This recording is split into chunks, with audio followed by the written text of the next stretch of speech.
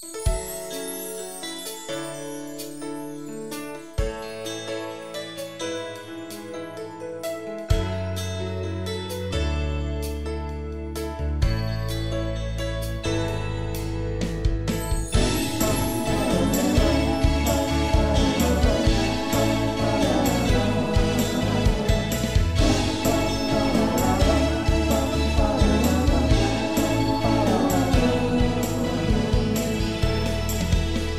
teachings you heard me proclaim in the presence of many witnesses, and entrust them to reliable people who will be able to teach others also.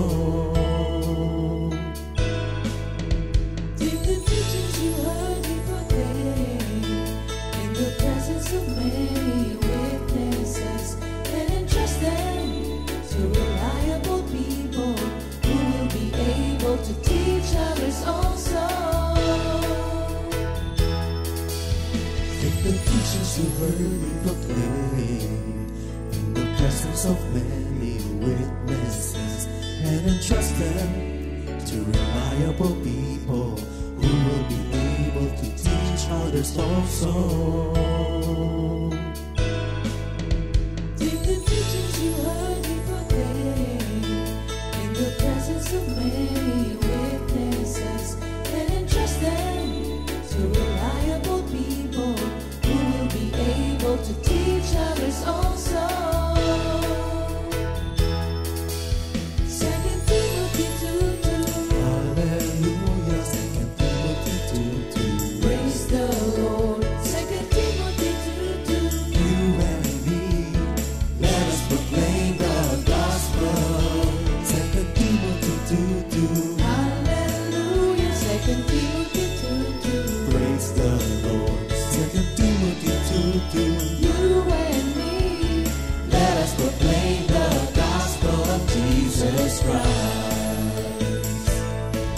Take the teachings you heard me proclaim in the presence of many witnesses, and entrust them to reliable people who will be able to teach others also.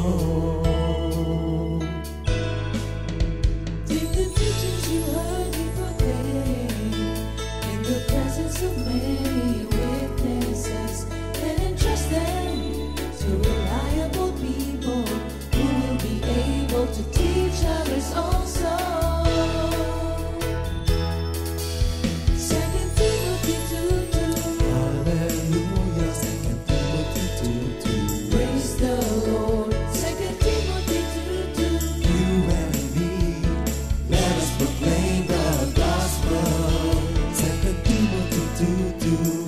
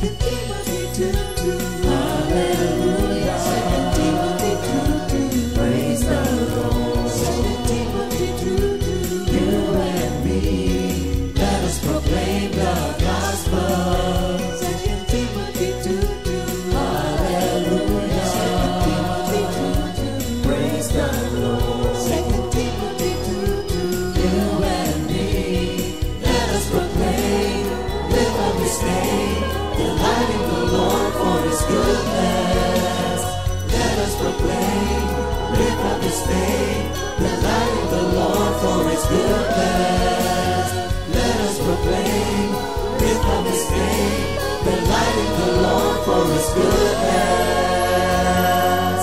and He's God.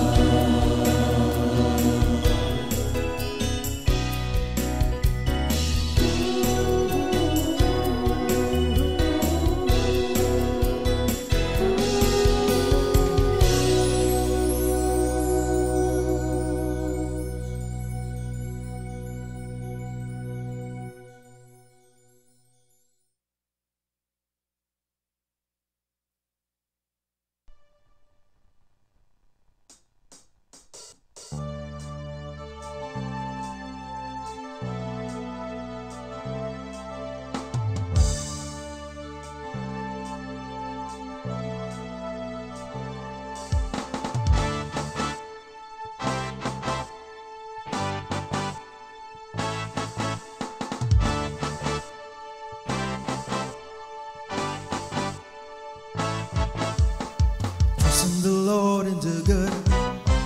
Live in the land and be safe. Delight yourself in the Lord. He will give the desires of your heart. Trust in the Lord and do good. Live in the land and be safe. Delight yourself in the Lord. He will give the desires of your heart.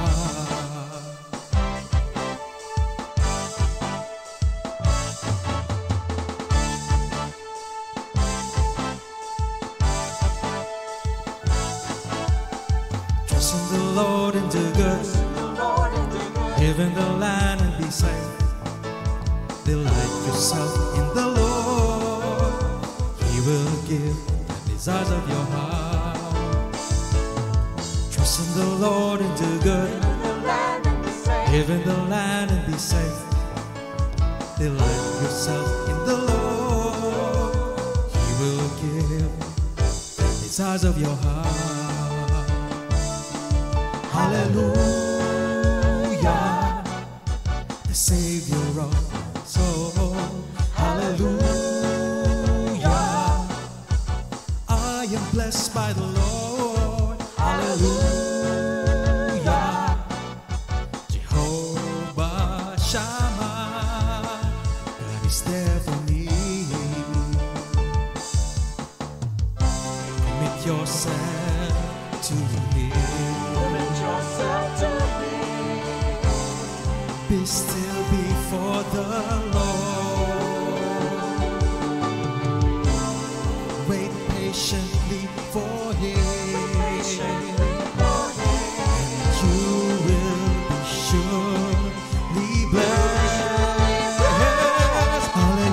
Hallelujah, the Savior of my soul. Hallelujah, I am blessed by the Lord. Hallelujah, Jehovah Shammah. Hallelujah, Savior of my soul. Hallelujah, I am blessed by the Lord. Hallelujah, Jehovah Shammah, God is there for me. God is there for me. God is there for me. God is there for me.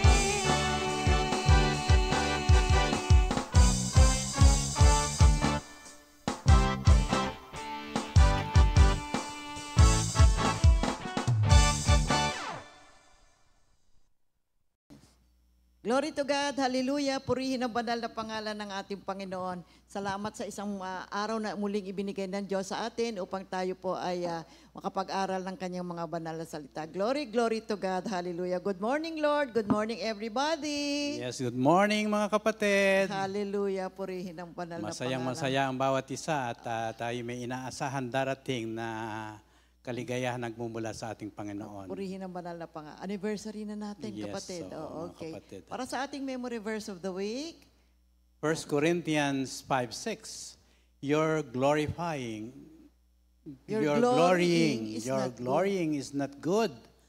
Do you not know that a little leaven leavens the whole lump? Okay. Sa Tagalog, hindi mabuti ang inyong pagmamapuri.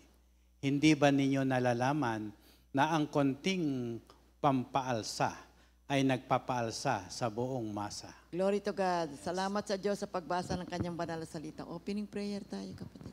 Diyos na makapangyarihan sa lahat, nagpapasalamat po kami at nagpapasakop body, soul, and spirit sa umagang ito upang ang banal na Espiritu ang siyang manguna sa amin. Yes, Lord. At mag-control upang ang lahat naming gagawin ay nauukol lamang sa magandang balita na ibubungad ng aming mga labi. Kaya naman po sa umagang ito, nagpapatulong po kami sa banal na Espiritu na bigyan kami ng kapangyarihan at ang lahat ng aming sasabihin ay manggagaling lamang sa Kanya. At ang pagpapasakop na ito ay makikita namin ang aming kawalan, subalit ang kapangyarihan ay manggagaling sa Kanya. Kaya we give honor and glory to His name. In Jesus' name we pray. Amen. Purihin ang banal na pangalan ng ating Panginoon sa pagbasa ng kanyang mga banal na salita. Narito po tayo sa pagpapatuloy ng ating pag-aaral sa Beatitudes. Nandito na po tayo sa number 6. Dito sa Matthew 5 verses 1 up to 12. Yes, muli, babasahin ko mo ang ating Mateo 5:1 hanggang 12.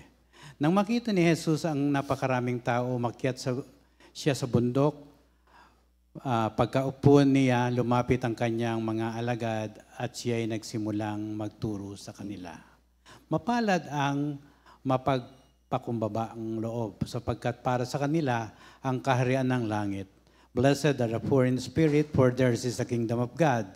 Mapalad ang mga nagdadalamhati, sapagkat sila ay aaliwin. Blessed are those who mourn, for they will be comforted. Mapalad ang mga maamo, sapagkat mamanahin nila ang lupa. Blessed are the meek, for they will inherit the heaven. Mapalad ang mga nagugutom at nauuhaw sa katwiran, sapagkat sila'y bibigyang kasiyahan. Blessed are those who hunger and thirst for righteousness, for they will be filled. Mapalad ang mga mahabagin, sapagkat sila ay kahahabagan.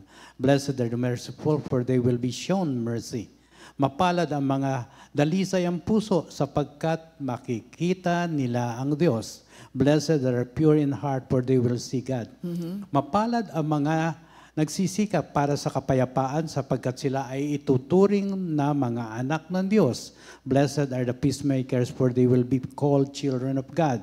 Mapalad ang mga inaapi dahil sa katwiran, sapagkat para sa kanila ang kaharian ng langit. Blessed are those who are persecuted because of righteousness, for theirs is the kingdom of heaven. Pinagpala ang mga nilalait at inuusig ng mga tao at pinaparatangan ng lahat ng uri ng kasamaan na pawang kasinungalingan ng dahil sa akin. Magsaya kayo at magalak, sapagkat malaki ang inyong gantimpala sa langit. Alalahanin ninyong inusig din ang mga propetang nasa una sa inyo. Amen. Purihin ng Panginoon. Alam niyo, itong mga Beatitudes na ito na itinuturo ng ating Panginoong Heso Kristo ay talagang isang mahalagang bagay. Mahalaga to sa buhay natin, mga kapatid. Ang mga ito ay malalim at nagbibigay po ng inspiration at nagpo-provide ng mga matibay na direction para po sa ating buhay na pananampalataya. Ang meaning nito mga Beatitudes ay kumukover or lumikilos at lumulukob. It encompasses the different aspects of our life. Mula doon sa ating kaloob-looban, in our inner qualities, yung virtues natin, yung makaalaman natin, yung sa loobin natin, hanggang sa ating relasyon sa ating kapwa, hanggang sa relasyon natin sa ating Panginoon, ito po ay mayroong matibay na impact. Kapag ito ay ating ipinamuhay, itong mga pagtuturo nito, ito po ay magdadala sa atin sa isang meaningful life na kung saan sa mundong ito, alam naman natin kung ano ang kalalagayan, ito po ay makapagdadala sa atin sa isang maayos at pinagpalang uri ng buhay. Kaya nga, pag binasa natin yung Beatitudes, unang sinasabi doon, blessed mga kapatid. Kaya mabuti na ito ay ating pag-aralan, sundin, ipamuhay, at sundan natin ang yapak ng ating Panginoon hanggang sa maabot natin ang ipinangakong buhay na walang hanggan sa kaharian ng ating Panginoon. So, ngayon tayo ay nasanctify na, napatawad sa ating kasalanan. Tayo ngayon ay dinala ng Diyos na sa kanyang kaharian na kung saan dito tayo ay gumaganap ng ating sanctification. Sapagkat narito ang tulong ng Banal na Espiritu para sa atin upang maganap natin ang plano ng Panginoon sa buhay natin at matanggap nga natin ang buhay na walang hanggan na ipinangako. Kaya dito sa loob ng kaharian ng Diyos ay merong mga key aspects. Unang-una, kailangan mamuhay po tayo under the rule of God. Now, this is a commitment na kapag tayo ay nandirito, we have to submit and we have to commit to the Lordship of our Lord Jesus Christ, di ba? Na kung saan sinasabi nga your will be done on earth as it is in heaven. At dito ay involved po ang pagkilos ng banal na Espiritu at tayo ay ginaguide sa ating pamumuhay, sa ating isip, sa ating mga gawa. At ikalawa, embodying God's character. Dito po sa loob ng kaharian ng Diyos, ang kanyang character, ang katangian ng Diyos ang namamayani. At ang nais ng Diyos ay kung ano ang kanyang ugali, ang kanyang karakter, magkaroon din tayo ng ganoon. Mamuhay tayo na mayroong mga virtues tulad ng faith, hope, and love. At very important, yung righteousness, na siya pong magdadala sa atin ng isang malinis na puso, magbibigay sa atin ng love, joy, and peace. Kaya mahalaga na pinaprioritize po natin ang mga values ng ating Panginoon. Kaya ang mga believers are called to seek first the kingdom of God na nangangahulugan na making decisions that align with His principles and prioritizing His will in all aspects ng ating buhay. Diba? Bakit kanyo? Sapagkat ito'y nagbibigay ng kalayaan sa mga mananampalataya na hanapin ang kaharian ng Diyos sa paggawa ng ating desisyon na naayon sa kanyang prinsipyo at una sa kanyang kalooban. Sapagkat ito ay lahat na ito ay aspeto ng buhay Kristiyano. Ito ay nagpapalaya sa atin mula sa pagkabalisa kapag ang hinahanap natin ay ang kalooban ng Diyos. At ang ating pangangailangan, siyempre, ang ating paningin ay sa Diyos pa rin manggagaling ang lahat na ito. Basta ang ating gagawin ay magtiwala at maglaan ng oras at panahon sa Kanya upang mabigyan natin ng kaukulang pagpapahalaga ang Kanyang values sa ating buhay. At pangapat ay mamuhay tayo na may otoridad at layunin. Ito po ay nagsasangkot ng ating pagkilos na may otoridad na ibinigay ng ating Panginoon. Huwag tayong matakot, daigin natin ang takot at pagtugunan natin ang hamon ng may pananampalataya. Ito ay isang buhay ng paglilingkod sa Diyos at sa iba na sagana sa mabubuting gawa. Dahil alam ng isang tao na hindi nababaliwala o hindi natin walang kabuluhan hindi nagiging kabuluhan ang pagpapagal natin kapag tayo inuuna natin ang purpose at layo ng ating Panginoon. And of course, we are nilalapat natin ang lahat ng mga sinimula ay ng Biblia. Applying biblical principles ay nangangailangan ito ng pagsunod at sa mga halimbawa ng turo ng ating Panginoong Hesukristo. Unang-una, pakikitungo sa isa't isa na may kabaitan, pagsasabuhay at ng pananampalataya ng isang tao sa mga nadarama na paraan tulad ng mga pag-aalaga sa mga mahihirap at sa mga tinatawag marginalized, yung mga nasa laylayan ng lipunan, mga kapatid. Amen. Alam niyo, ang pag-aaral ng principles ng ating Panginoon ay mahalaga. Kasi kung tayo ay nandirito sa loob ng kaharian ng Diyos, mabuting malaman natin ano ba ang nakapaloob dito sa kaharian ng ating Panginoon. Yung ano yung mga principles, ano yung mga laws, ano yung mga nais ng Diyos na gawain natin. Kaya nandirito tayo ngayon sa pagtuturo ng ating Panginoon at kanyang itinuro nga ang tungkol sa Beatitudes. Kaya ito po ay salamat sa Diyos, binigyan niya tayo ng isang pagkakataon upang tayo po ay makapag-aral ng kanyang mga itinuturo. At ngayong araw na ito ay tinatalakay natin ang Beatitudes number 6. See, blessed are the pure in heart, for they shall see God. Ay, napakaganda. Ano ba ibig sabihin ng purity of the heart? Now, ang sinasabi sa atin dito, it is having a single, undivided, and truthful devotion sa ating Panginoon. Ito po ay malaya sa kasalanan, walang hypocrisy, at walang competition, walang hypocrisy.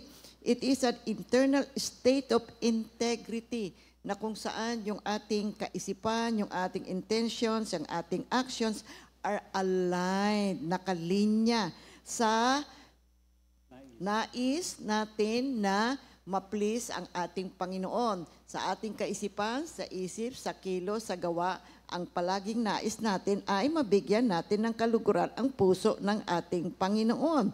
At ito ay kailangan po para sa ating pananampalataya.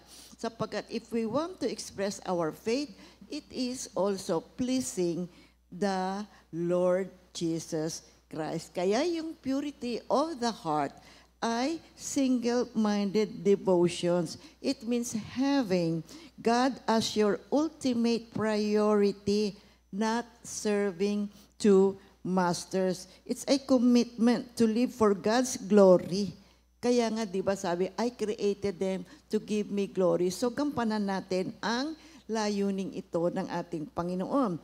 Now, inner sincerity, yung pure heart, it refers to a heart that is malinis.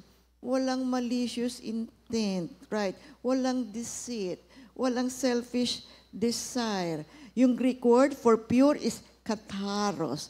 It means unmixed, walang kahalo. Kaya yung pure heart is singularly focused on God. It goes beyond mere outward rituals to include, dapat kasama po rito sa purity of the heart, talagang nakatutok lang tayo sa ating Panginoon. Meron tayong mga inaasikaso sa buhay natin, pero palaging ang iniisip natin ay ang tungkol sa ano ba ang gusto ng Diyos, ano ba ang mabuti kong gawin, ano ba ang kanyang mga pagtuturo. Nandun yung ating pagsunod sa layunin ng ating Panginoon. Kaya yung pure heart, ito yung intentions niya palagi mabuti. Oo. Kaya ito yung purity of heart means ang isang dalisay na puso ay isa na ang mga intensyon ay laging mabuti. Ang gagawin niya ay laging mabuti sapagkat kapag gumagawa tayo ng mga bagay mula sa isang dalisay na puso, itinuturo ng Biblia na makikita natin ng Diyos. Matthew 5:8. Kaya ayon sa Biblia, ang pagkakaroon ng dalisay na puso ay isa sa mga kondisyon na dapat nating tuparin kung nais nating tumayo sa harapan ng Diyos. We stand in the presence of God. Ito ay ayon sa awit 24, talata 3-4 na nagsasabing, sino ang makakaakyat sa burol ng Panginoon o sino ang makatatayo sa kanyang banal na lugar? Siya'y may malinis na mga kamay at dalisay na puso na hindi nagtaas ng kanyang kaluluwa sa isang Diyos-Diyosan, ni sumumpa ng may kasinungalingan. Ang isang dalisay na puso, of course, ay nangangahulugang ang malaya sa malisya, panlilinlang at masasamang intensyon na ilalarawan sa pamamagitan ng katapatan, sinseridad at kawalang pagkukunwari.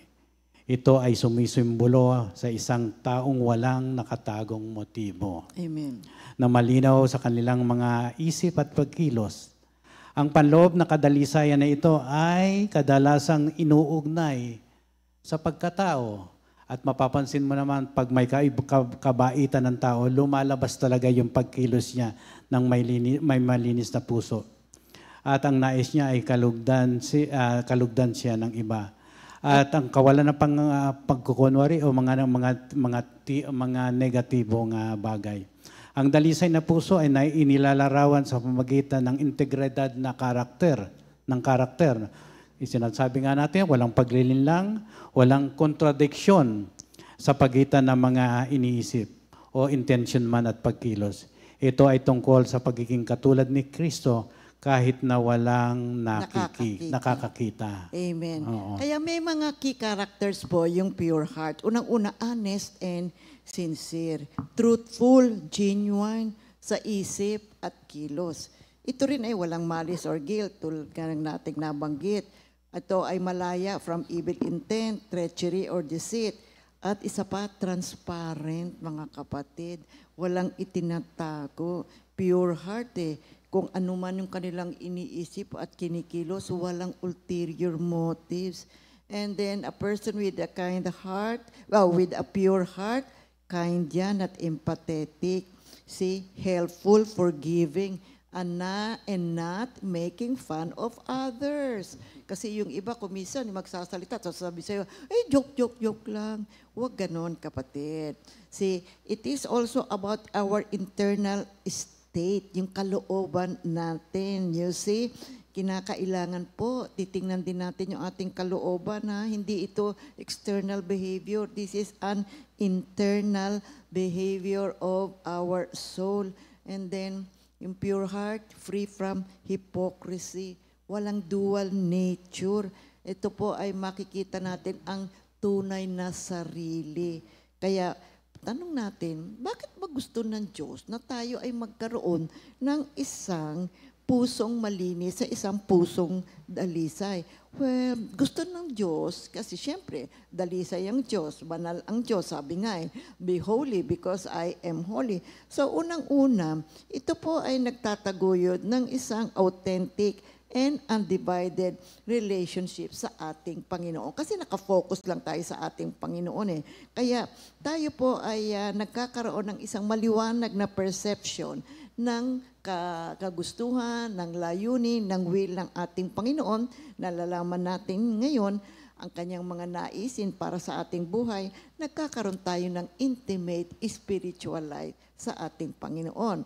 At ikalawa, yung pure heart, sabi nga natin, free from selfish motives. Kaya ito po ay nagbibigay sa atin ng paraan na kung saan tayo ay mamumuhay sa paraan na nais ng Panginoon. Nakapagbibigay tayo ng kaluguran sa puso ng ating Panginoon. At nakikita natin na maliwanag ang pagkilos ng Diyos sa ating buhay. Okay.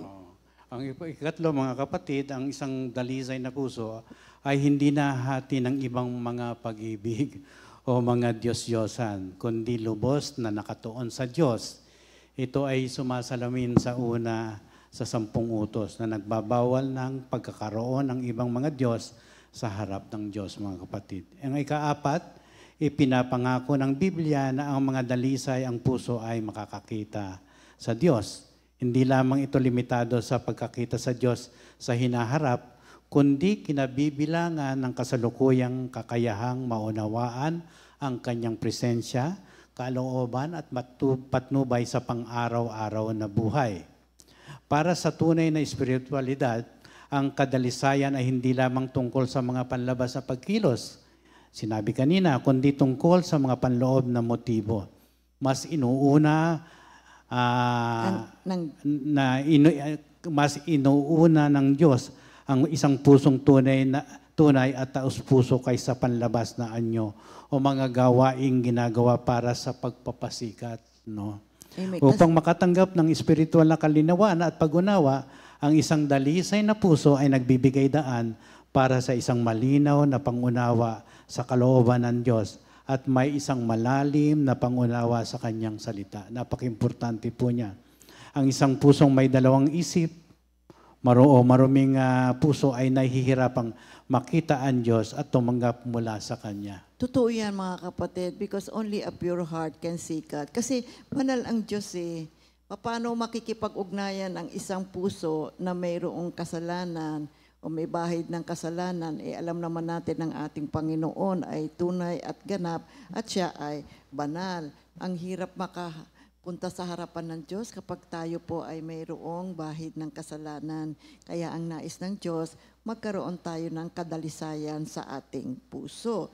You see, ang pagkakaroon ng isang buhay na meron tayong pure heart, ay ito po ang layunin ng Diyos para sa ating buhay. At sa pamamagitan ng isang madalisay na puso, ay matutupad po ang kalooban ng Diyos para sa ating buhay. Makakapasok ang ating Panginoon at makakagalaw siya, makakakilo siya, makakapagbigay siya ng gabay para sa atin upang tayo ay mamuhay ng isang uri ng buhay na kasiyasiya sa Kanya. Ito ay isang matuwid at mayroong bagong buhay. At ang Diyos naman ay nagpapala sa lahat ng mga taong sumusunod sa Kanya. At lalo na kung meron tayong kadalisayan sa ating puso. Naku, kalugod-lugod po yan mga kapatid sa puso ng ating Panginoon. Kaya ang paglilinis ng ating puso ay isang importanteng bahagi po ng ating buhay Kristiyano. Sapagkat kapag tayo ay mayroong dalisay na puso, ito rin po ay nagre-reflect ng kabutihan ng Diyos sa ating buhay. At isa pang dahilan, ang isang dalisay na puso ay nagbibigay po o naglilid sa atin, nagdudulot sa atin ng isang matibay na relasyon sa ating Diyos at sa ating kapwa. Nagkakaroon tayo ng kapayapaan at nagkakaroon ng isang malinaw na pakiramdam na kapag tayo nakikipag-relate sa ating kapwa, nararamdaman natin ang isang tunay na pakikipagrelasyon, di ba? Pakikipagkaibigan. Kasi kapag tayo po ay, tayo naman, kapag may mga kausap tayo, nararamdaman naman natin kung may katotohanan o hindi ang ating kinakausap. Na-discern naman din natin yan mga kapatid eh. Kaya kapag ang isang tao ay hindi malinis ang kanyang motibo, ito naman po ay ating nararamdaman. Kaya kung tayo ay mayroong pure heart, pure motive sa ating pakikipagrelasyon sa ating kapwa at sa ating Diyos. At yan naman ay napakaganda, di ba? Kapag ang iyong kausap, ang iyong karelasyon, ang iyong kaibigan, ang iyong kapatid, kapisa, o sino man na nakakasalamuhan natin araw-araw, kapag mayroong pure heart sila at tayo di may pure heart, eh di ba napakagandang tingnan yan, kalugod-lugod sa puso ng ating Panginoon. Ngayon, meron naman tinatanong, talaga bang pwede ako mamuhay na may malinis na puso? Maari ko bang gawin talaga ito araw-araw? Eh, alam mo naman ang buhay natin, ang mundong itong kinagagalawan natin ay napakagulo. There are always a lot of temptations, di ba? Sa mga iba't ibang sitwasyon na nararanasan natin everyday. Nako, karamihan po ng mga ginagawa nating kapatid ay nakasalalay sa ating motibo pang araw-araw. Yung mga taong may dalisay na puso, ginagawa nila ang lahat ng bagay, kahit pahihirap na bagay na mayroong motibong to give glory to God. At magkaroon ng maayos na buhay, magkaroon ng ayos na relasyon sa Diyos, at magkaroon ng maayos na relasyon sa ating kapwa. Kasi yung mga taong may maruming puso, yung ginagawa naman nila, alam nyo, gumagawa sila ng hindi mabubuting bagay. Ang kanilang motibo palaging makasarili. Kaya ngayon ang nangyayari, naku, magulo. Magulo ang ating mundo mga kapatid. Napakagulo ng ating paligid. Kaya yung isang malinis na puso, hindi lang ho yung panlabas kapatid na ugali. Actually, inner yan panloob na kaugalian natin. Kaya kadalasan, mayroon talagang pagkakaiba ng buhay na may katotohanan at buhay na may pagkukunwari. Ang nais kasi ng ating Panginoon, mamuhay tayo ng may kadalisayan. At paano ito mangyayari? Sa pamamagitan ng tulong ng banal na Espiritu. Kaya yung sa mga taong may pure hearts, ang lahat ng kanilang ginagawa, all things they do are pure. Kapatid. May tanong ko, Sister Remy. To the pure, all things are pure. May kasabihin kasi, no? Sa mga dalisay, lahat ng bagay ay dalisay. Oo. Totoo ba ito? Totoo ba ito? Pag-aralan natin. To the pure, all things are pure, Lord, does not mean that some people never sin or that their sins don't count. Rather, mga kapatid, it means all the efforts and day-to-day activities of the pure-hearted are uniquely pleasing to God. God. You see. Kaya dapat yung ginagawa natin, nakalulugod sa ating Panginoon at nakasusunod tayo sa kanyang mga alituntunin. Oo, dapat lamang, no, sapagkat iyon ang ininanais niya. At we can and should pursue growth in holiness and confidence and hope, knowing that God intends to purify our hearts and more as we walk with Him. Sa Titus 2:11-14 ay mababasa natin yan. And ang pagsunod and obedience is the path to life. Proverbs 12:28. Yet we can also rest, no? May madarama tayong kapahingahan, knowing all our acts of faith, though still riddled, may mga imperfection at imperfect motives, acceptable naman at pleasing sapagkat even now, alam naman natin, through the blood of Christ, ay nakapagsisisi tayo at nabibigyan natin ng kahalagan ang kamatayan ng ating Diyos sa krus. Amen. At may katanungan din, how can we achieve... Paano ngayon na kung magkakaroon ng isang malinis at dalisay na puso? Oo. Ang kadalisayan ay hindi isang bagay na nakakamit sa pamamagitan lamang ng pagsisikap ng tao.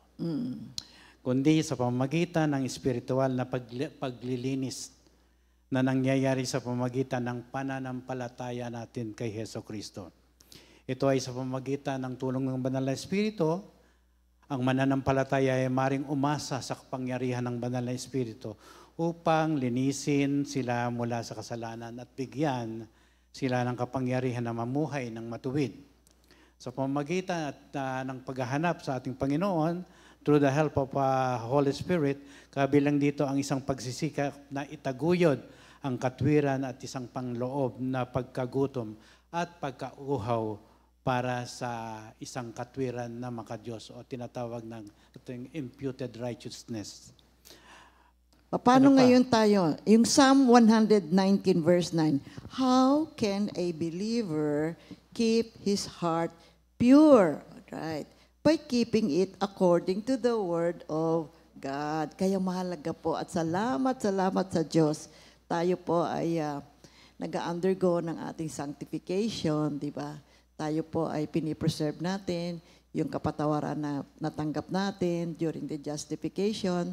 Nagsisikap tayong mamuhay ng may katwiran, nagsisikap tayong mamuhay ng may purity of the heart. Well, hindi naman totally tayo po perfect. Oo, nagkakamali. Pero andun po yung pagsusumikap natin, mga kapatid. Magsumikap tayo na maiayos natin na ating buhay. Makapamuhay tayo ng isang buhay na nakalugod-lugod sa Diyos. Tayo naman ay nasa sanctification period na ng ating buhay. Kaya sa puso ng mga tao, nagmumula po ang marami talagang mga iba't ibang uri ng masasamang bagay kung kaya tayo ay nagkakasala. Pero mga kapatid, ang lahat pong ito sa tulong ng Banal na Espiritu ay mahahakbangan po nating lahat ito. Kaya mula sa puso ng mga tao, nanggagaling ang lahat ng uring masasamang bagay.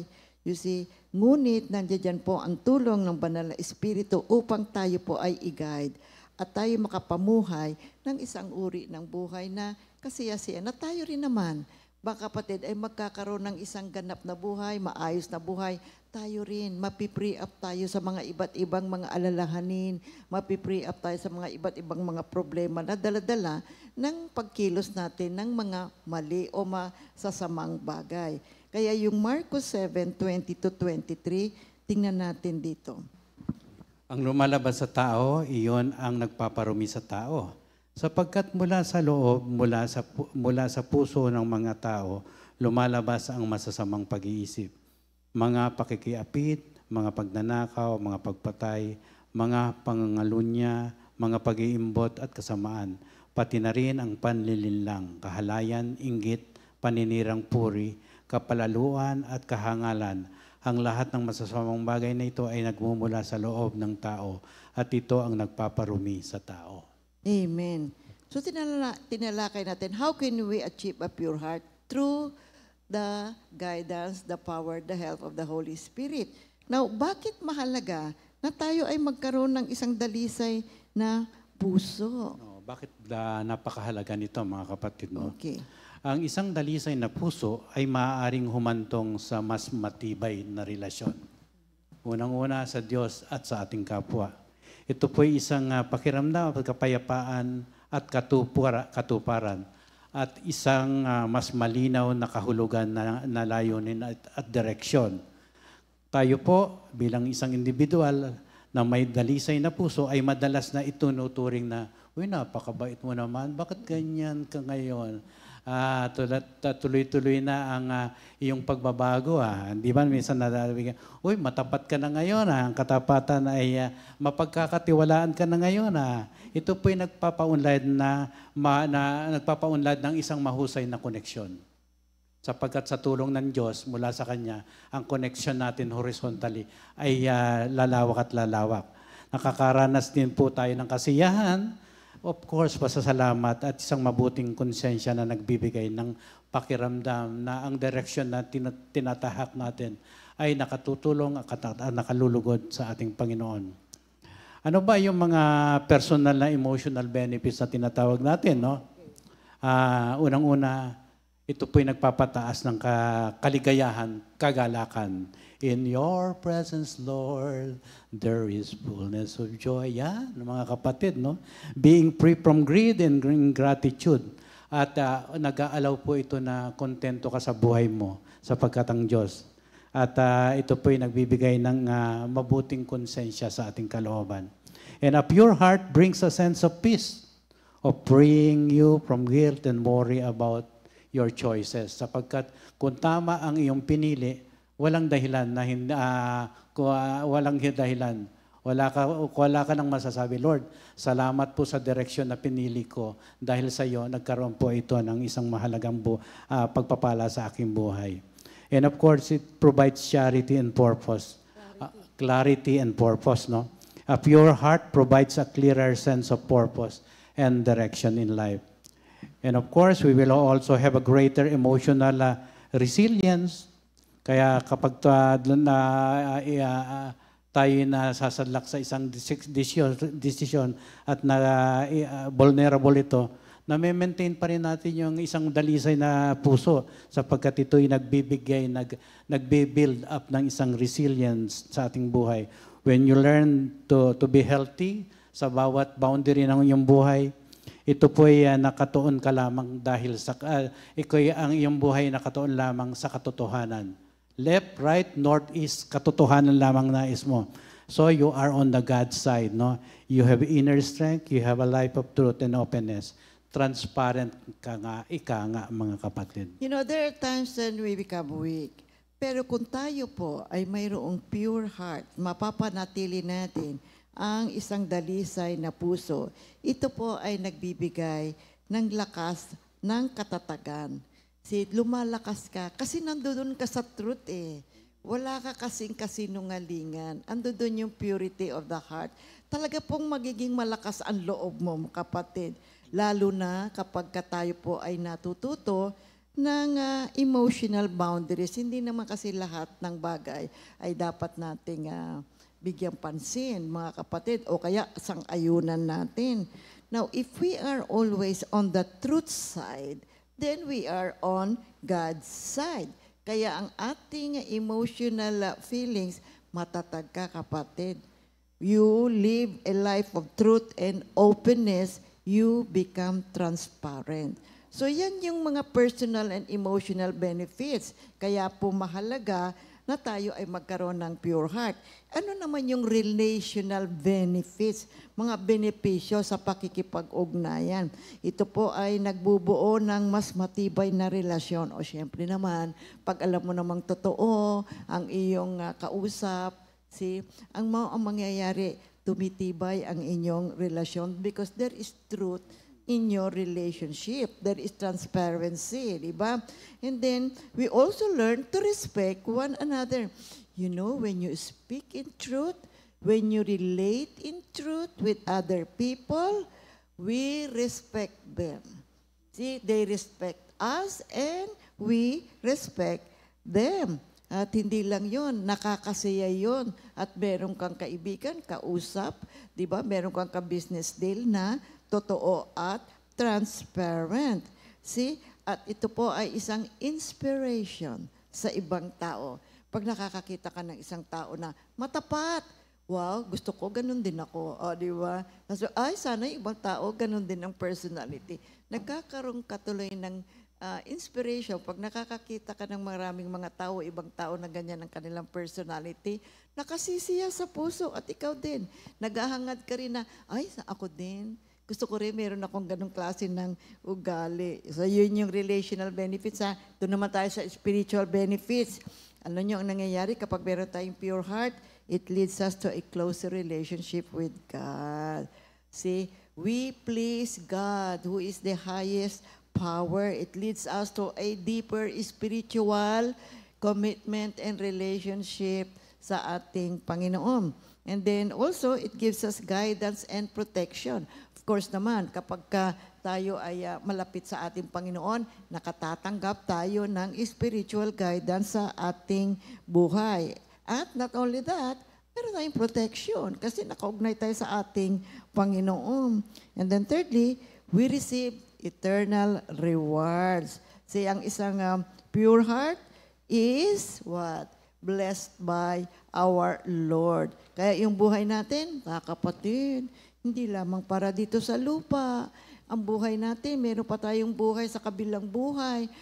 So therefore, we need to prepare. And then living with a pure heart, isang dalisay na puso, ito po ay isang importanteng aspect ng buhay Kristiyano natin ngayon para po matanggap natin ang ipinangakong buhay na walang hanggan pagdating ng ating Panginoon. So, tungo naman tayo doon sa second part. Ano naman ang ibig sabihin nung they will see God? See, yung makikita nila ang Diyos. Mga kapatid, Jesus promised that the pure heart will see God. Hindi lamang dito sa panahon natin. Itong pag-asang ito ay makakarating sa isang bagay na kahit na ng bawat isa na may malinis ang puso. At yan ay ang buhay na walang hanggan, mga kapatid. So ang pangako ni Jesus na ang dalisay na puso ay makikita ang Diyos ay hindi lamang isang pag-asa sa hinaharap, kundi isang kasalukuyang katotohanan. No? Habang lumalapit tayo sa Kanya na may dalisay na puso, ipinakikita niya, mga kapatid, na ang kanyang sarili sa atin sa mas malalim na paraan at pinupuno ang ating buhay ng kanyang presensya at kapayapaan. Yan ang napaka-importante. Ngayon, kung tinatawag tayo ni Jesus sa kadalisayan ng puso, kailangan nating maunawaan ang ibig sabihin nito at kailangan din nating maunawaan kung ano ang kailangang baguhin sa atin. Ang tinutukoy ni Jesus ay ang ating debosyon, ang ating katapatan, ang ating gaya ng sinabi nga ito ni Soren Kierkegaard, no? Kierkegaard. Marang nabasa nyo na siya, yung mga kapatid, yung mga sinulat niya. Ito po ang niyang sinabi, no? Sa English, purity of heart is to will one thing, and that is God. Ibig sabihin, ang kadalisayan ng puso ay ang pagnanais ng isang bagay. At ang isang bagay na yan iyan ay ang Diyos, mga kapatid. Kung nakatuon tayo, mga kapatid, lamang sa ating Panginoong Hesukristo, ang ating mga puso ay magiging dalisay. At siyempre, ang kabaliktaran ay tuturin pagkat sinabi ito ng ating Panginoong Hesukristo sa huling bahagi ng sermon na ito sa Mateo 6:22 to 23. Sa English, the eye is the lamp of the body. So if your eye is healthy, your whole body will be full of light. But if your eye is bad, your whole body will be full of darkness. If then the light in you is darkness, how great is the darkness? Amen. Di ba? So if we want to seek the Lord, our prize, the promise for the blessed, we must seek purity of heart. Ito po ay isang pagtuon. Ito isang race for the blessed, mga kapatid. What it means is this, mga kapatid. Tayong lahat ay mayroong responsibility. We are all running the race. And we should be running in a way that is pleasing to God, our Father, and our Lord Jesus Christ. Purity of the heart is an important ingredient in our daily living, mga kapatid. Mahalaga ito. Kaya ano ba ang gagawin natin? Bakit ba mahalaga na tayo ay magkaroon ng pure of heart? Bakit pinangako na makikita mo ang Diyos kapag ikaw ay may purity o kadalisayan ng ating puso? Kasi alam po natin ngayon, mga kapatid, ano po ba ang kalalagayan ng ating buhay ngayon? Ano po ba ang mga pinagkakaabalahan ng maraming mga tao, maski mga bata? Nako, I tell you, maski na 1-year-old, 2 years old na, hanggang sa maitaas mo ang edad, hanggang sa mga 60, 70, 80, 90, ano po lahat ang pinagkakaabalahan? Maraming mga tao, ha?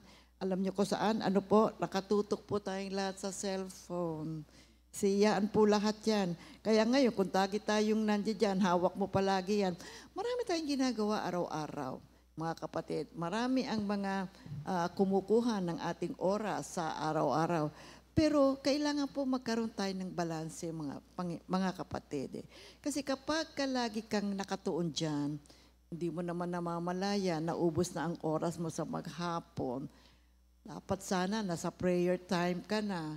Minsan dapat nandoon ka na sa study time mo. Nawawala nakukuha ng mga ganyang klase ng mga gawain.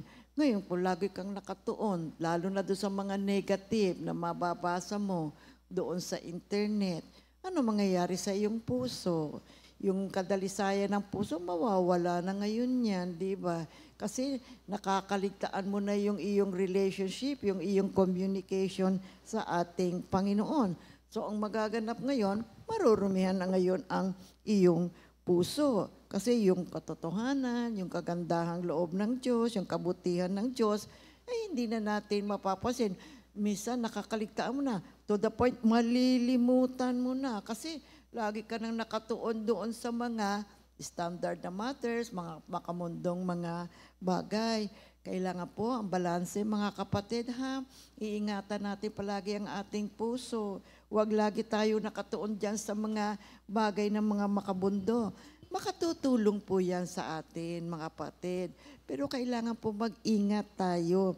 Pagkat kung hindi po tayo mag-iingat at lagi tayong nakatuon sa mga bagay na nangyayari o nagaganap dito sa mundong ito, sometimes you don't realize this, ha? Dumidilim na yung ating puso. Dahil iba nakikita natin, kaya binasa natin yung Matthew 6:22-23. No? Oo, basahin mo nga ulit. Oh, ang basahin mata. natin.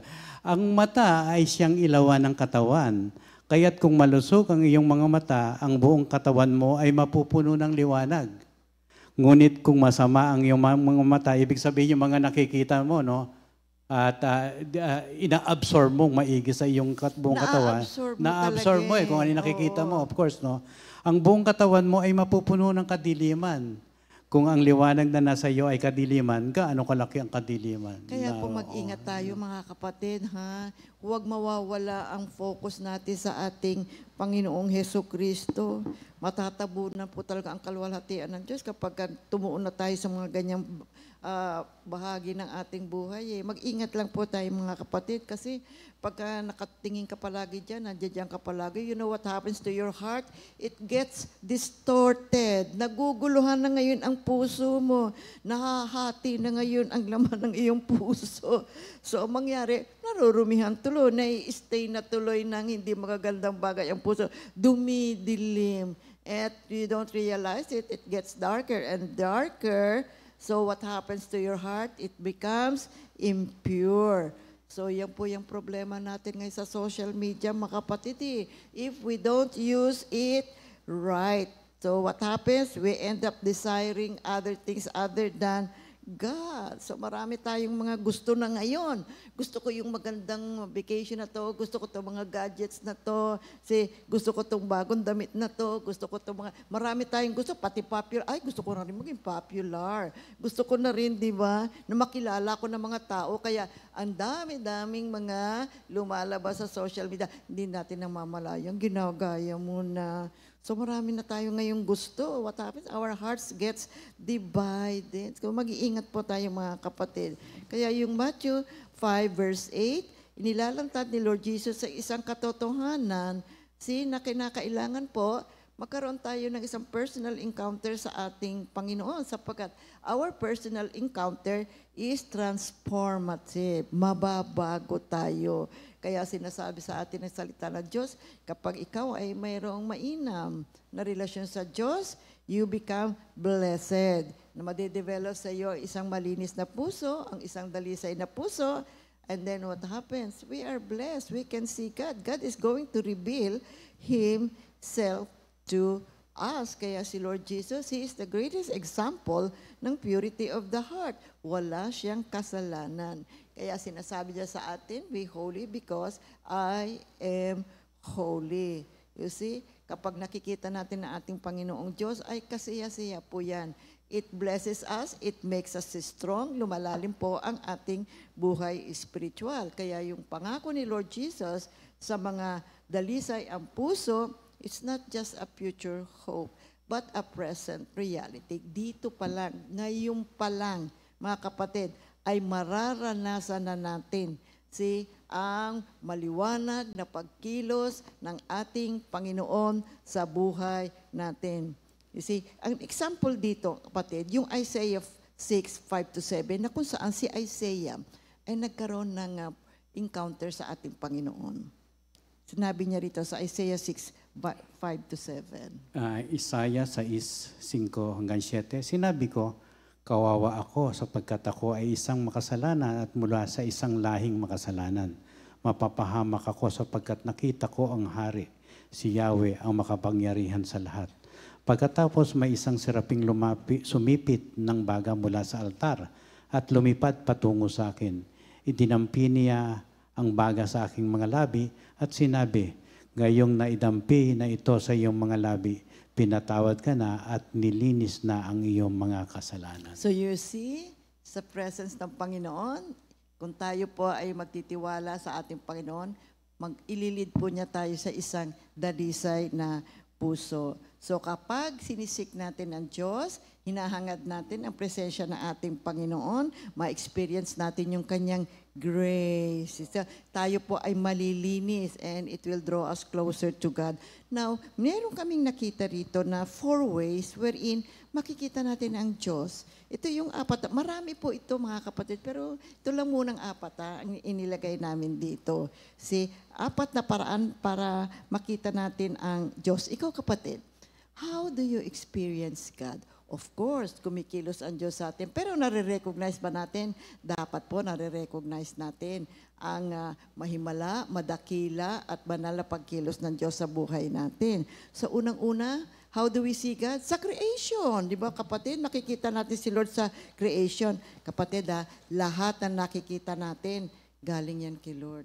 Nilikha yan ng ating Panginoon. Pag nakakakita ka ng bird, nandiyan dyan sa window, nakikita mo yung mga trees, nakikita mo yung mga, yung sun, pag lumalabas yan, napakaganda na araw, bagamat napakainit. Sa Diyos pa rin yan mga kapatid, dito makikita natin, si Lord talaga ang ating Creator. Tayo ay nare-remind na He is omnipotent, omniscient, omnipresent. Ito po makikita natin, tumingin tayo. You know, there are different situations in life, but look out. Get out of your house. Look to your surroundings. You're gonna see God. He is there everywhere, and He is speaking to us. When the wind blows, oh, you're gonna see God. You're gonna feel God. Oh yes, umuulan. Sa Diyos pa rin yan, mga kapatid. Bigay pa rin ng Diyos yan sa atin, di ba? Para po sa ating lahat din yan. Ang araw para sa atin. Look at the clouds. It's so beautiful. So we see God in all the creation. And then, makikita rin natin, pangalawa, makikita natin ang Panginoon doon sa mga ibinibigay niya sa atin. You see, there are spiritual gifts and there are earthly gifts. Ano ba yung mga earthly gifts? Ay kapatid, lahat po ng nasa atin galing sa ating Panginoon. Everything that we have, my dear people of God, the food that we eat, yung ating kinakain, yung ating pong ginagamit, bahay natin, mga sasakyan natin, lahat po yan kapatid, yan ay mula sa ating Panginoon. Ang bawat creation ng Diyos ay naglalahad kung sino siya. Nagpapahayag ang ating Panginoon. Kilalin natin siya. I-recognize natin ang ating Panginoon. Meron kang mga kaibigan, nakasisiyang mga kaibigan, mabubuting mga kapatid, kamag-anak, di ba? Nakikita natin, mga ka-business deal, classmate natin, sino mang mga tao, mga kapatid, yan po ay biyaya pa rin sa atin ng ating Panginoon. Oh yes, yes. There are times hindi maganda ang mga relationships, but then in all these situations, mga kapatid, makikita natin ang ating Diyos. Nagpapahayag siya. Oh, minsan nagbe-breakfast ka. Uy, ang sarap ng kape mo. Right? Pumunta ka sa isang restaurant. Uy, napasarap ka doon sa iyong kinakain. Oh, I love this coffee. Kapatid, bigay pa rin ng Diyos. Ang iyong kaalaman, ang ating spiritual gifts, oh yes, we may be speaking right, we may be preaching good, right? We may be doing these spiritual works so well. Sa Diyos pa rin yan, mga kapatid.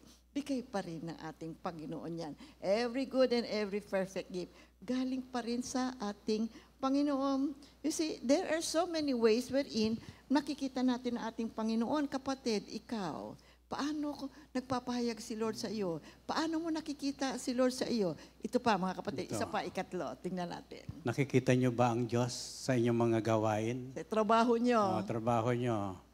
When you reach the age 60 at nagtrabaho ka ng 40 taon na trabaho, sigurado makikita mo ang Diyos, no? Sapagkat nagkaroon ka ng retirement. At malakas ka pa. Minsan maraming mga tao, 60 na. Oo. Uy, yung iba, 80 na. Alam mo, they're still working. Yes, oo. Oo. Isang batikang manunulat o spiritual na leader, si A.W. Tozer said, "It is not what a man does that determines whether his work is sacred or secular. Secular. It is why he does it." So ano man yung gawain po Oo. natin kapatid, alam mo, accountable tayo sa Diyos. Oo, Eh nakikita sister, niya. wala naman akong trabaho sa office. Oh ha, anong trabaho mo? Are you a housewife? Mm-mm. Andiyan ka ba sa bahay? Ano man ang gawain mo kapatid? Assignment pa rin natin yan sa Diyos. Accountable pa rin po tayo dyan pagdating ng panahon. Pero madalas ang nakikita natin yung napakarami naman trabaho. Pagod naman ako dyan eh. Wala na akong ginawa. Kundi gawin yan, araw-araw, ganito na lang ako eh. Tandaan di po ba? natin. Makita mo doon, marami kang ginagawa pero malakas ka pa rin. Si Lord pa rin yun. Oh, Binibigyan tayo ng lakas ng katawan. Yes, tandaan po natin sa Genesis 3:17-19. Lahat ng ating gagawin ay talagang magdudulot sa atin ng hindi kaginhawahan, mandi kahinaan at pagbagsak dahil sa kasalanan na nakamit ng una nating magulang na nagdulot sa atin ng ng inherent kumaga mana Mabuti po ang Panginoong kapatid. Alam niyo ang pagkilos natin. Bagamat nandiyan yung mga negative situations, ako minsan nakakapanghina, mahal tayo ng Diyos. Kumikilos pa rin ng Diyos. Ano man po ang ginagawa natin, alam niyo, keep on praying, keep on praying. You know, there are times hard ang ginagawa. Mahirap, mabigat. Tingnan mo na lang mga construction worker, napakahirap ng ginagawa nila. Pero yung mga nasa office, well, andyan nakaupo, naka-aircon, di ba? Minsan libre pa yung pagkain. Di ba masasarap na pa. But then all of this, kapatid, ay galing pa rin sa Panginoon. Oo. Magpasalamat tayo. Andiyan pa rin ang mahimala, mapagpala, mabiyayang pagkilos ng ating Panginoon. Kaya magpasalamat tayo sa keep on praying, my dear people of God. You know, life is beautiful. Oh yes, there are times mahirap ang sitwasyon. But it is beautiful. You know why? Because God is with us. Kumikilos ang Diyos. Colossians 3:23-24, whatever work we do, big or small, paid or unpaid, we know that our labor in the Lord is not in vain, mga kapatid. Amen. Purihin ang ikaapat. Ikaapat na makikita natin ng Diyos sa mga pagsubok. Wow. Marami nagpatotoo, dahil sa Diyos, nakaligtas sila sa mga trials, Mga and may suffering, sakit, nag-suffer, nahirapan, pinagaling. Pinagaling at Tinulungan ng Diyos. Tinulungan ng Diyos, gastos ay walang ginastos at lumakas at ngayon nagpapatotoo na nakita nila ang kahalagahan ng pagiging isang dalisay ang puso at makikita talaga ang You know, Diyos. there are times when, may mga nag-share nga eh. Pero nga nag-share sa akin kahapon, sabi, alam mo sister, nagkasakit ako, muntik na nga ako mamatay. Oo nga eh. Ano ba yan? Bigla-bigla naman yung pagkakasakit mo. Pero alam mo, ang dami ko natutunan. Sabi ko, oo nga eh. Kuminsan, alam mo, inaalaw talaga ng Diyos yung mga ganyang sitwasyon para tayo po ay talagang taimtim na makipag-usap. At pagkatapos, magsasalita yan, mangungusap yan. Natututo naman tayo. At alam mong gagawin nila, pagagalingin ka. Oo nga, magaling na nga ako. Oo nga, lakas-lakas mo nga eh. Sabi ko nga sa kanya eh, pinagaling ka talaga ni Lord, sabi ko. Pero, lumalim ang ugnayan mo. Oo nga, sabi niya. So, alam mo, kumikilos talaga ang Diyos, mga kapatid. Whether we are on a positive tone or a negative tone, andyan pa rin ang mabiyayang pagkilos ng ating Panginoon. Nagpapakita, nagpapahayag si Lord. Nire-reveal niya yung kanyang sarili sa atin, mga kapatid. Kaya yung presence ng Diyos gives us comfort. Sige mga kapatid. At inaalis nito yung mga negative natin sa buhay. Alam mo, it builds up our character. Kaya kumikilos ang Diyos eh. Dinagawa niya tayong maging katulad ni Kristo, to be like Christ in thoughts, in words, and in deeds. Kaya alam niyo mga kapatid, sa maraming paraan, ang Diyos nagpapakita nagre-reveal ng Diyos. Nagpapahayag po ang Diyos kasi gusto niya makilala natin siya. Ang Biblia ay nangungusap tungkol sa ating Panginoon. Ang Biblia ay nagpapahayag tungkol sa ating Panginoon. Kaya salamat sa Diyos sa pagbibigay niya sa atin ng pagkakataon na tayo pinili at mag-aral ng kanyang mga banal na salita. At ang nakita ko dito ay ang salitang obedience. Ang obedience sa isang napakahalagang virtue, mga kapatid. Kung nais nating makita ang Panginoon, let's obey God. Sa ating pag-aaral, lahat ng ating pag-aaral, inaalam natin ang kanyang mga principles, ang kanyang mga panuntunan, ano ang kanyang naisin. Now, ang gusto ng Diyos ay masunod natin ang lahat ng ito. Sapagkat kapag tayo ay sumunod sa Diyos, you see, God will reveal Himself. Because obedience will lead us to a pure heart. Malilinis tayo. Pagkat wala namang inutos ang Diyos na ikasasama natin, kundi ikabubuti natin. At makatatanggap tayo ng kapatawaran sa kasalanan, makatatanggap tayo ng biyaya mula sa ating Panginoon. Kaya napakabuti na tayo ay sumunod sa ating Panginoon. Because ang taong masunurin sa Diyos, binibiyayaan niya yan na siya ay magpapakita. I-reveal niya ang sarili niya. Kasi bakit magre-reveal ang Diyos sa mga taong hindi naman sumusunod? Bakit ihahayag ng Diyos ang kanyang sarili sa mga taong hindi naman naniniwala sa Kanya? So dito makikita natin na sa mga taong nandoon sumusuko, sumusurrender, nandun ang pagsunod ng Diyos. Sumusunod sila sa Diyos, andun naman ang biyaya ng Panginoon. Nire-reveal niya ang kanyang sarili. Kasi dito sa John 2:24, Jesus for His part did not entrust Himself to them because He knew all people. Because Jesus understood the superficiality and fickleness of human nature. So dito makikita natin, alam ng Diyos ang mga tao. Kilala niya kung ano ang pagkatao ng mga tao, kung ano ugali. And let us remember that God looks at the heart. So tinitingnan niya ngayon yung puso natin. Kaya sabi dito, Jesus did not entrust Himself because He knew them. So ganun din. Napakagandang Bible verse. Kung gusto natin makita ang ating Panginoon, sumunod tayo mga kapatid. Sundan natin ang mga panuntunan ng ating Diyos. Sundan natin kung ano ang kanyang mga layunin sa ating buhay. Makakaroon tayo ng isang malinis sa puso. Alam niyo, magkakaroon ka ng kapayapaan. Kasi malinis yung puso mo eh.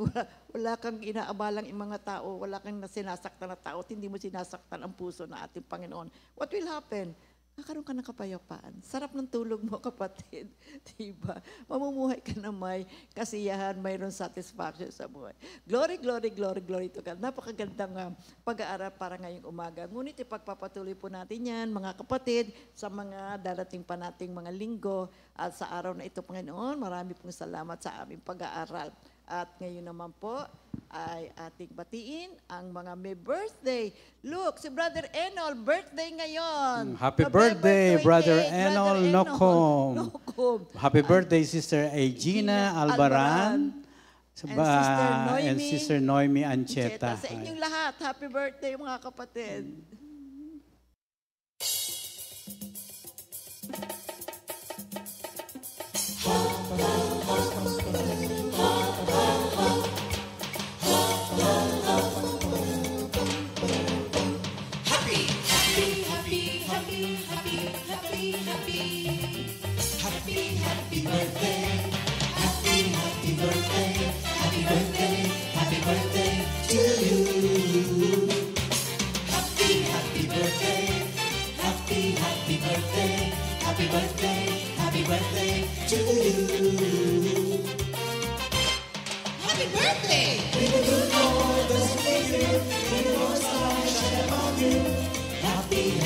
birthday to you.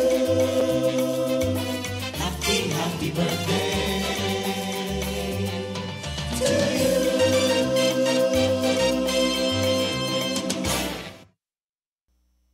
Happy birthday mga kapatid, ha? Purihin ang banal na pangalan ng Diyos. This is your special day. O, meron pa tayong announcement para po sa ating anniversary. For those bringing their own vehicles on Friday, November 28, please observe number coding from 7 a.m. to 7 p.m. No window hours, as Baguio Traffic Authority is very strict about this implementation. Naniniwala po ako dyan, kapatid. Kasi nangyari na po sa amin yan.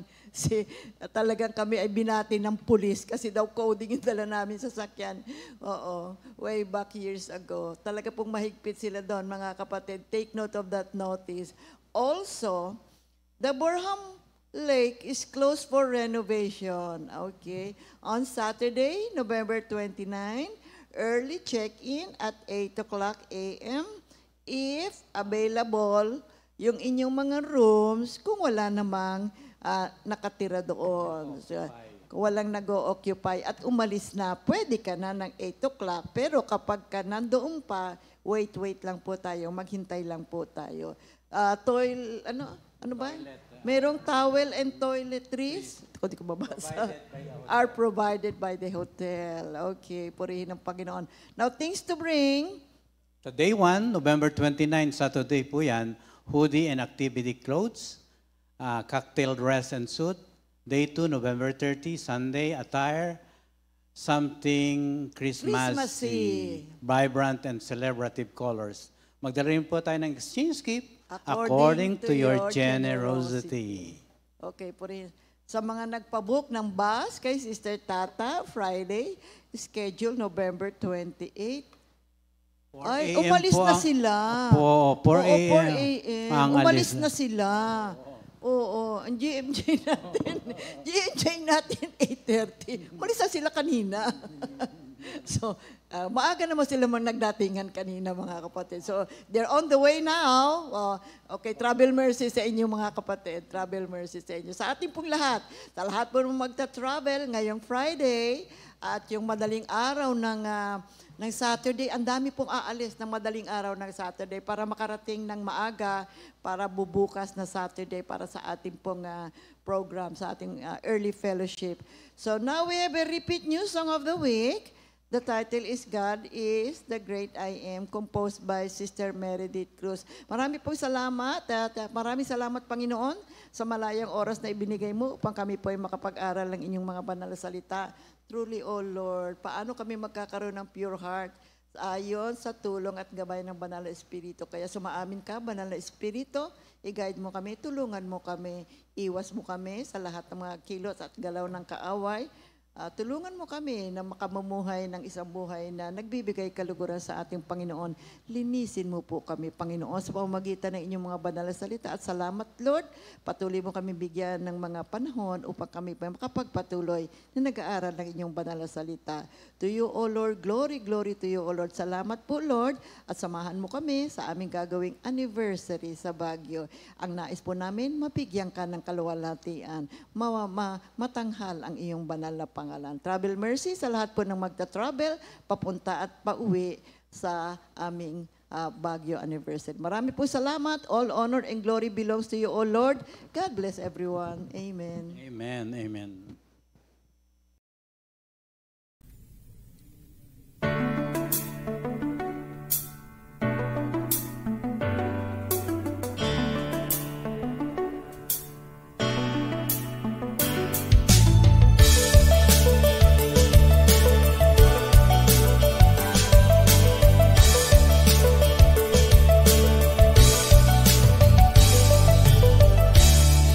When I am weak